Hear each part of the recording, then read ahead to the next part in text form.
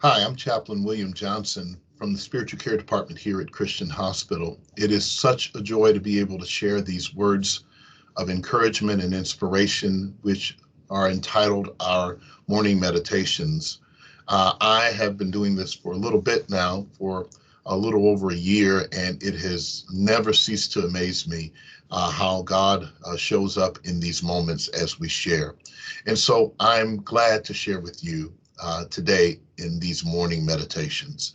To all of you, we are praying for you. We want you to know that you are loved, appreciated, and you're irreplaceable.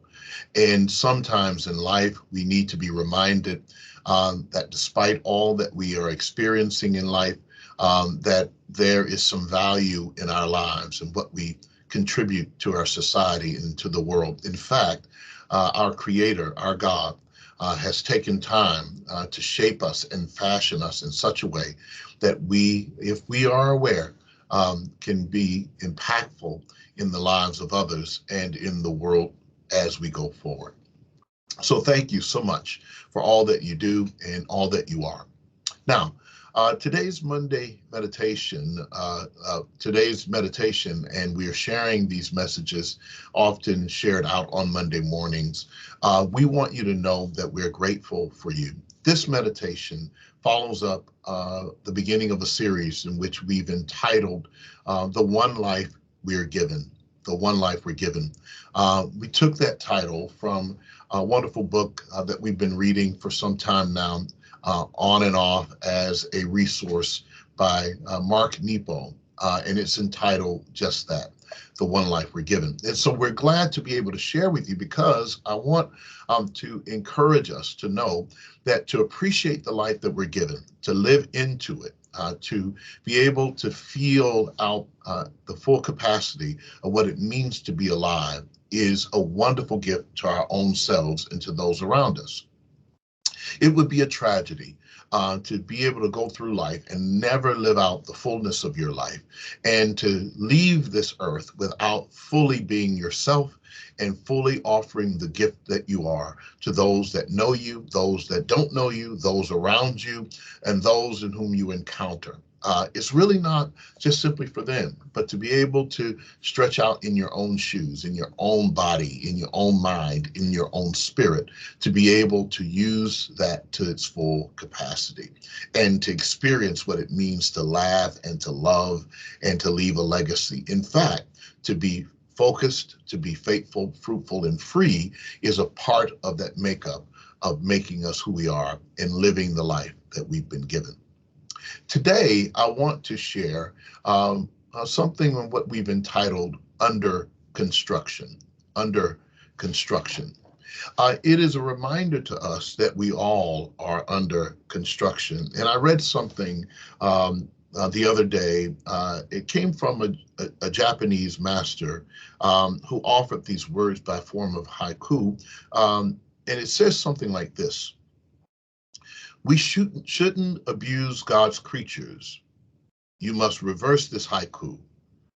Don't say, a dragonfly, remove its wings, pepper tree. But rather say this: a pepper tree, add wings to it, a dragonfly.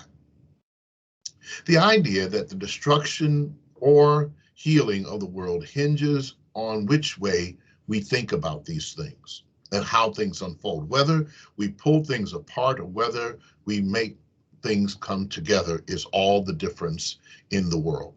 And I want to say to us that I think that's really the core of it, the crux of it, that we are under construction. We find ourselves sometimes, as I have watched children, my own children, and in the classroom when I used to be a teacher, watch children go through the process of either building something or destroying something.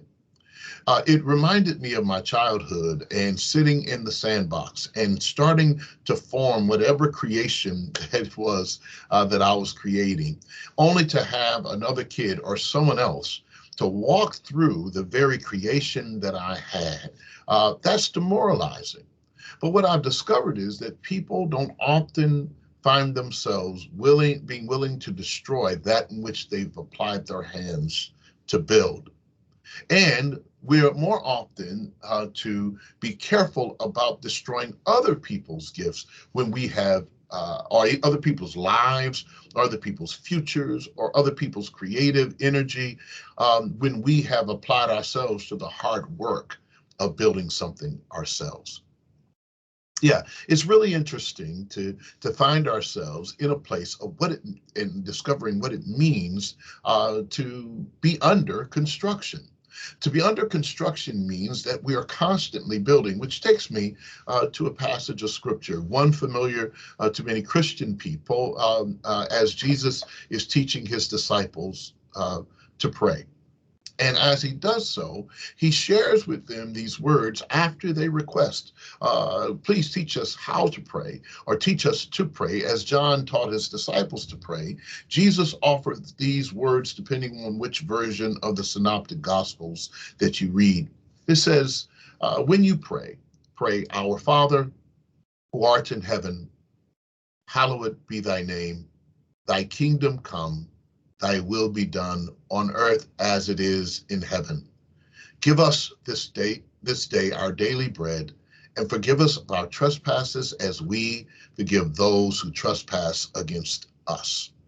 And lead us not into temptation, but deliver us from evil. For thine is the kingdom and the power and the glory forever. That last part, after deliver us from evil and the evil one, some believe it was added, but it still does not take away from the strength of this prayer, Our Father, which means it is a collective our. It means that God is not just my Father, but God is your Father. God is not just the Father of some, but God is Father of all. And we don't get to claim God, use God, manipulate God for whatever it is we want, how we want it, or whatever makes sense for us. That is why the battle of warfare between one God and another people who don't believe the way we do, or have these other different belief systems, is not the best way to go, because even Jesus taught us to pray, Our Father, collective, all of us who have been created, Our Father who art in heaven, holy is your name. Your kingdom come, your will be done. One of my favorite verses, but the most challenging verses, because where God's kingdom comes, then therefore other kingdoms cannot stand. In other words, what we have built and what we have means that those things find themselves under construction. But what I've discovered is that only the one who creates something should have the right to be able to change it, manipulate it, or to pull it apart. If it's mine and I've made it, then I should be able to pull it apart and put it back together.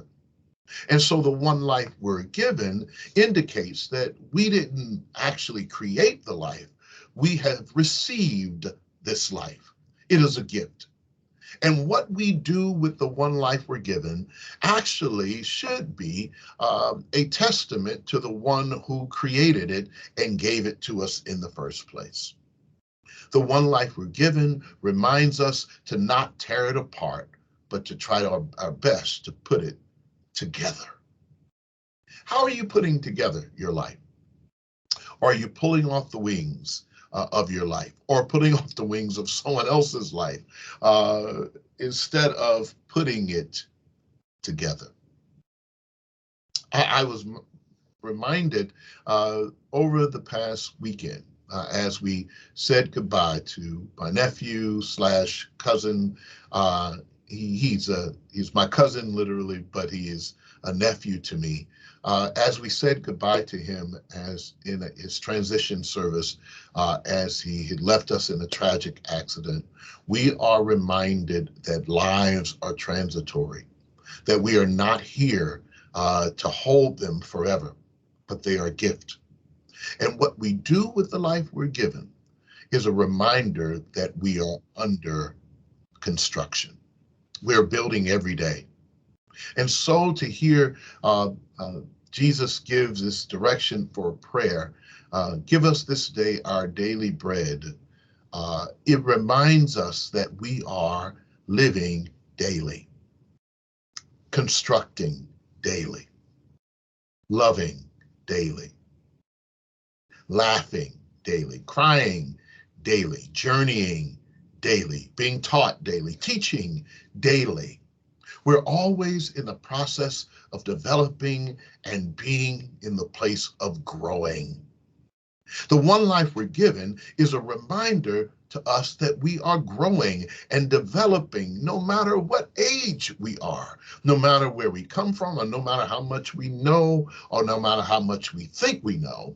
We are reminded that we are constantly on this platform of growth, learning, laughing, loving, leaving a legacy. How about you? What's happening in your construction area? Is there any work going on, or is it like some of the things we see around us that it seems to have a construction sign, but there's no work being done? Well, I'm inviting you that sometimes we have stalls in the work, but we're still under construction.